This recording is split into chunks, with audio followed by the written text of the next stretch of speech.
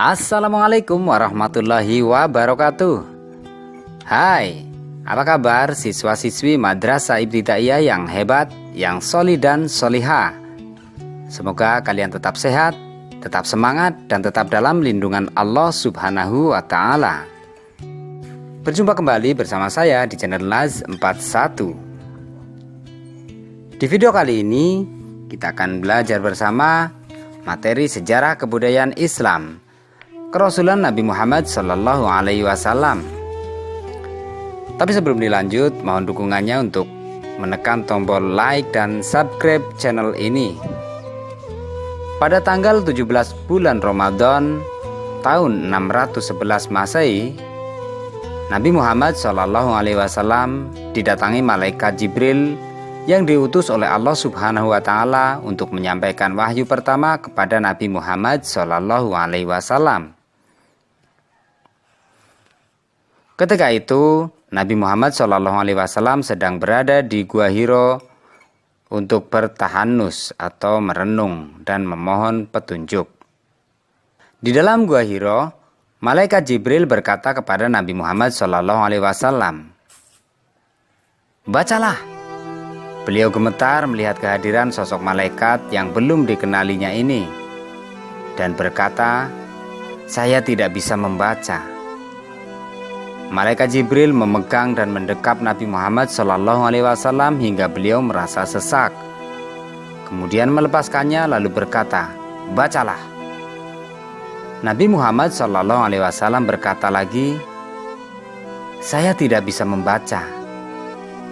Hal itu masih berulang sekali lagi, tetapi jawabannya pun tetap sama. "Saya tidak bisa membaca." Setelah itu malaikat Jibril membacakan surat Al-Alaq ayat 1 sampai ayat 5. Dan inilah wahyu pertama yang turun kepada Nabi Muhammad SAW, yaitu surat Al-Alaq ayat 1 sampai ayat 5. Gua Hiro adalah salah satu gua yang terdapat di Jabal Nur, perbukitan arah timur laut dari Masjidil Haram. Gua ini berada di tebing yang meski tidak terlalu tinggi tetapi curam. Jalan menuju gua ini sangat sulit, terjal dan penuh dengan rintangan. Banyak bebatuan besar yang mengapit lokasi gua sehingga setiap yang akan menuju gua ini harus memiliki fisik yang kuat. Di sekitar gua tersebut tidak ada pemukiman dan kehidupan. Disinilah Rasulullah SAW menyendiri atau berhalwat untuk mendekatkan diri kepada Allah Subhanahu wa Ta'ala, Zat yang Maha Tinggi. Di sini pula beliau menerima wahyu yang pertama yang disampaikan oleh malaikat Jibril. Setelah malaikat Jibril menyelesaikan tugasnya menyampaikan wahyu yang pertama itu, Nabi Muhammad SAW kembali ke rumah kemudian menuju tempat tidur. Dengan badan gemetar, bercucuran keringat dingin, beliau meminta kepada istrinya yang bernama Khadijah untuk menyelimutinya. Ketika Khadijah melihat suaminya, Nabi Muhammad SAW telah kembali bugar, diajaklah ke tempat putra pamannya atau sepupu yang bernama Waraqah bin Naufal. Dia adalah seorang yang bijak, menguasai kitab-kitab suci dan sangat pandai berbahasa Ibrani. Sesampainya di sana, Nabi Muhammad SAW menceritakan kepada Waraqah bin Naufal apa yang dialaminya di Gua Hiro. Waraqah bin Naufal sangat terkejut mendengar cerita itu dan berkata, "Demi Allah yang jiwaku di tangannya, sesungguhnya engkau adalah nabinya umat ini, dan sesungguhnya yang datang kepadamu itu adalah malaikat Jibril yang pernah datang kepada Nabi Musa. Sesungguhnya kaummu akan mendustakanmu, menyakitimu, mengusirmu dan memerangimu." Diriwayatkan dari Aisyah, Nabi Muhammad SAW kembali kepada Khadijah di saat jantungnya berdetak dengan cepat. Lalu Khadijah membawanya kepada Waraqah bin Naufal, seorang penganut Nasrani dan seorang pembaca Injil dalam bahasa Arab.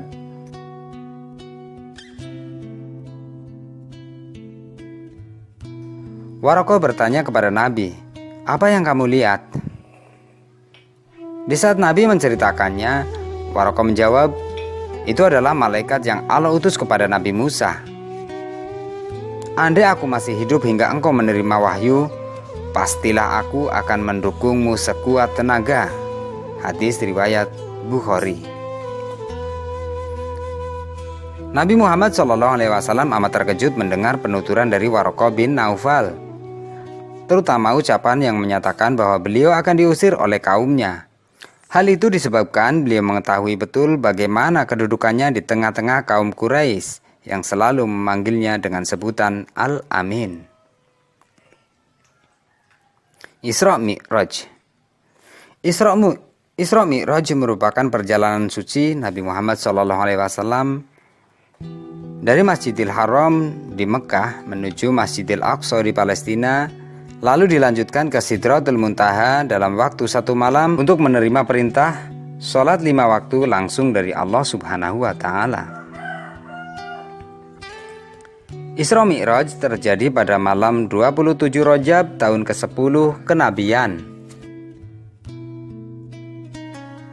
Sebelum peristiwa itu terjadi, Nabi Muhammad SAW mengalami keadaan duka setelah ditinggal oleh istrinya Khadijah bin Khuwailid dan pelindung dakwah dari kejahatan kaum kafir Mekah yaitu Abu Thalib.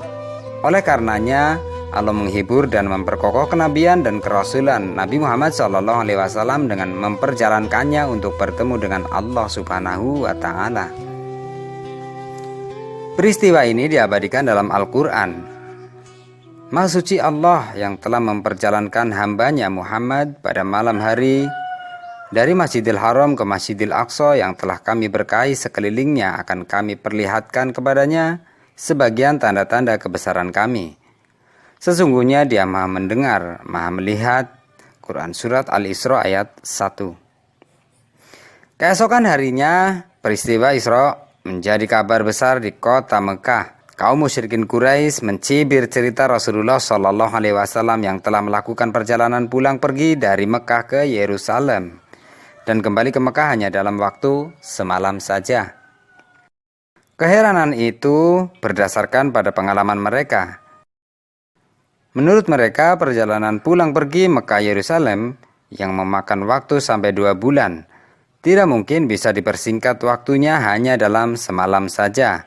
Hal itu sungguh mustahil. Bahkan mereka menganggap bahwa cerita yang dibawa oleh Nabi Muhammad SAW itu adalah rekayasa atau hayalan yang tinggi dari mulutnya. Mereka tidak mengakui akan bukti kebenaran yang telah dibawa oleh Rasulullah SAW, kecuali sahabat utamanya yaitu Abu Bakar yang langsung percaya atas kejadian Isra Mi'raj, sehingga Abu Bakar mendapat gelar As-Siddiq atau yang membenarkan. Setelah peristiwa Isra Mi'raj, Nabi Muhammad SAW semakin meningkatkan dakwahnya. Beliau mendatangi pemuka-pemuka kabilah guna menyampaikan ajaran Islam. Pada saat musim haji tiba, Nabi Muhammad SAW juga mengajak orang-orang dari luar Mekah yang sedang melakukan ibadah haji untuk menjadi pengikutnya.